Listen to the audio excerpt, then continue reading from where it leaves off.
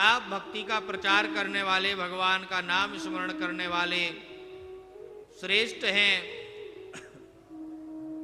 और नारद जी ज्ञान प्रबुद्धताम शीघ्रम रे वैराग्य प्रबुद्धताम, अनेक प्रकार के वेद वेदांत घोषैश्च गीता पाठैर मुहुर्मुहुः, इस प्रकार से वेद वेदांत का पाठ करने लगे और ज्ञान वैराग्य को जगाने लगे। परंतु ज्ञान और वैराग्य दोनों नारद जी के जगाने से, वेद वेदांत के पाठ से भी चेतन अवस्था को प्राप्त नहीं हुए। तो नारद जी मन में विचार करने लगे। उसी समय से आकर्षवाणी हो गई कि व्योमवाणी तदैवा भून ऋषे खिद्यतामिति ही उत्तमा सफलस्तेयम भविष्यति न संशयः। आप उद्यम करिए, अवश्य ही सफल होंगे। इस प्रकार की बात जब आकाशवाणी से हुई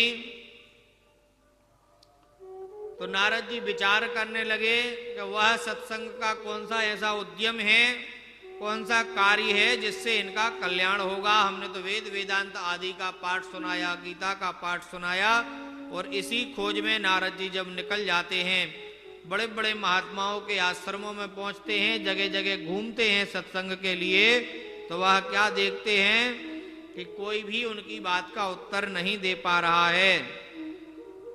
लोग यहाँ वहाँ छुप जाते हैं कि नारद जी की गति तो तीनों लोकों में है। ब्रह्मा जी के पुत्र हैं, भगवान विष्णु के परम भक्त हैं, भगवान शिव के बड़े चहेते हैं। ऐसे नारद जी को आखिर कौन सा प्रश्न उलझ गया जिसकी ज्ञान को यह नहीं जानते हैं। तो कहते हैं इस प्रकार से सत्संग की खोज में, कल्याण के मार्ग के लिए भक्ति को नारद जी चारों तरफ घूम ही रहे थे कि उसी समय सनकादिक आचार्य उनको दिख गए। तो नारद जी कहने लगे, कृपाम कृत्वा ममोपरि, हे सनकादिक आचार्य, आपने बड़ी कृपा की है, जो कृपा करके हमको नजर आ गए। अब निश्चित रूप से आप लोगों से हमें वह साधन का मार्ग प्रशस्त हो जाएगा, मिल जाएगा कि हम भक्ति को कैसे प्रसन्न कर पाएं, ज्ञान वैराग्य की चेतना मूर्छित अवस्था से कैसे चेतन अवस्था में परिवर्तित कर पाएं। तो साधन पूछते हैं सनकादिक आचार्यों से। सनकादिक आचार्य कहते हैं कि नारद जी आप चिंता मत करिए, क्योंकि आप सनकादिक कोई साधारण महात्मा नहीं है।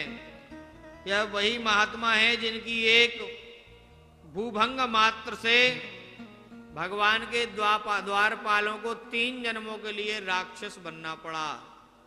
ऐसे समर्थशाली जो भगवान का निरंतर जप करते रहते हैं, भजन साधन करते रहते हैं, और नित्य ही 5 वर्ष की अवस्था के बालक ही सनकादिक आचार्य रहते हैं तो सबके दादा परदादा, लेकिन हमेशा उनकी अवस्था 5 वर्ष की ही होती है। ऐसे सनकादिक आचार्यों से जब प्रार्थना नारद जी करते हैं तो वो कहते हैं, नारद जी आप चिंता न करें, और जो उपाय आप ढूंढ रहे हैं उस उपाय को आप पहले से ही जानते हैं। सत्कर्म सूचको नूनम ज्ञान यज्ञा स्मृतो बुधैहि श्रीमद् भागवता लापः सतुगीत सुखादिभिः। श्रीमद् भागवत जो सुखदेव जी के द्वारा भाषित है, वही जीवों का कल्याण करने वाला सर्वश्रेष्ठ सत्कर्म है, सर्वश्रेष्ठ उपाय है। तो नारद जी कहते हैं कि यह भागवत के सूत्रों में भी ब्रह्म वेदांत आदि का वर्णन है, तो उनको वो समझाते हैं कि देखिए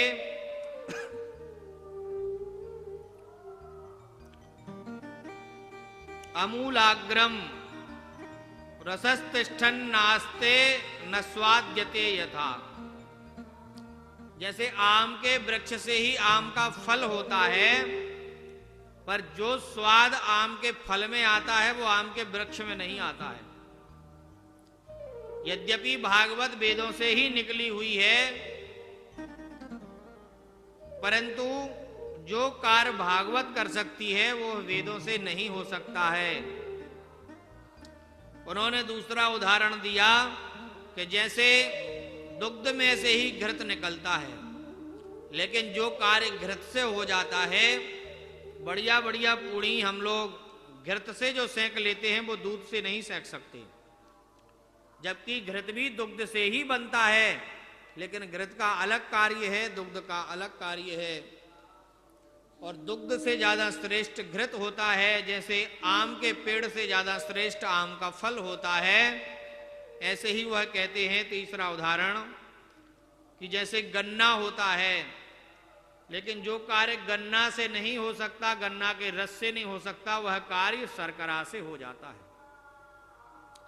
बढ़िया बढ़िया मिठाई बिना शर्करा के संभव नहीं है।